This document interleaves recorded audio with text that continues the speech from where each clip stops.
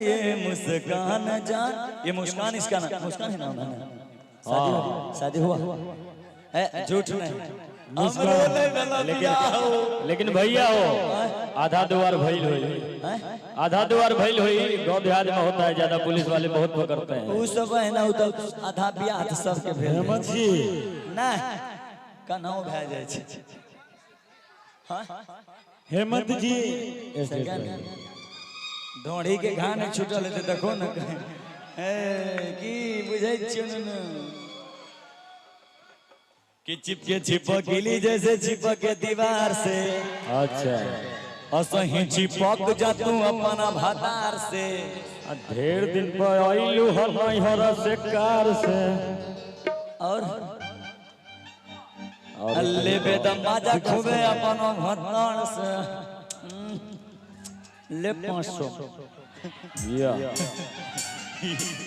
अलगे। देखिए इंटरटेनमेंट में भाई लोगों के लिए आपको बुरा नहीं लगेगा? अब बुरा भी लगेगा तो हमारा क्या कर लीजिएगा। हमारे भाई लोग के लिए इंटरटेनमेंट के लिए बोलते हैं, कलाकार हैं हम लोग, बुरा नहीं मानिएगा। आप ऐसे बहुत अच्छे, आपके बाल भी बहुत अच्छे। कहाँ का बाल है ये? अरे पागल, अरे लंदन के हो। लंदन के हैं। हमको लगा आप अलग से लगे ओरिजिनल वाला है, तो आप गलत सोच लेते हैं। हम तक खाली मुरिये में बाल है। हम गलत जगह नहीं छुएंगे रे। अरे पागल, गलत जगह नहीं छुएंगे। जहाँ जहाँ बाल है वही वहीं छुएंगे। माना और कहीं होता है कि हमरा खाली कपारे में है भैया। अच्छा ढोड़ी में भी होता है। कहता कैसे कि गर्मी के दिन बाटे। हाँ दीजिए दीजिए, ढोलक वाले भैया भी दीजिए, भी जरूरी है भैया। कि गर्मी के दिन बाटे कि बारू का मसीन। कि गर्मी के दिन बाटे, एकदम डिले पे रहिए जब गाते तो। कि बारू का मसीन जोगा के रख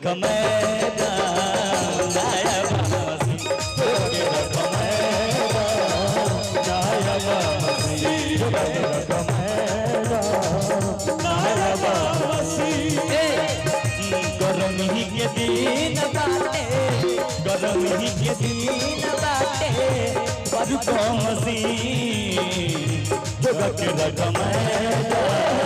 लाया मसीन जोगा के रख लाया मसीन।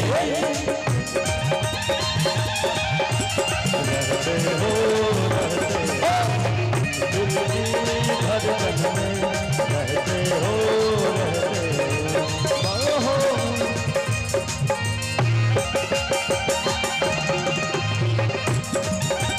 क्या बात है, क्या बात है, क्या बात है।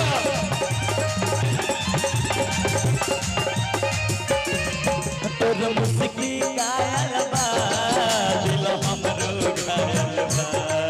चलेलू रहिया में जब छनकत पायल बा। चलेलू रहिया में जब छनकत पायल बा। तोर मुस्की कायल बा, दिल हमरो घायल बा। चलेलू रहिया में जब छनकत पायल बा। चलेलू रहिया में जब छनकत पायल बा। बेंधी के छिटिया बिटिया, बेंधी के छिटिया बिटिया लगलू हसीन जोगा के रख मैदान नया मसीन। जोगा के रख मैदान नया मसीन।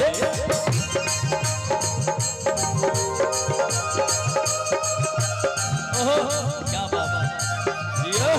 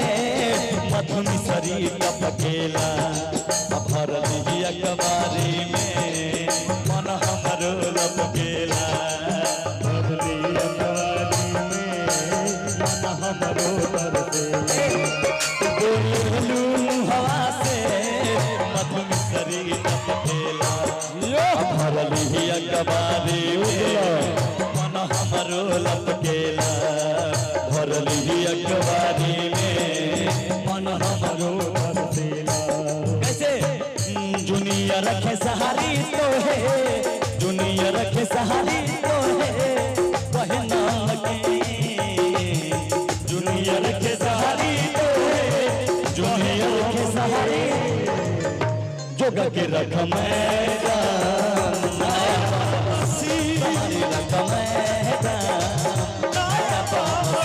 जोगा के रख मैदान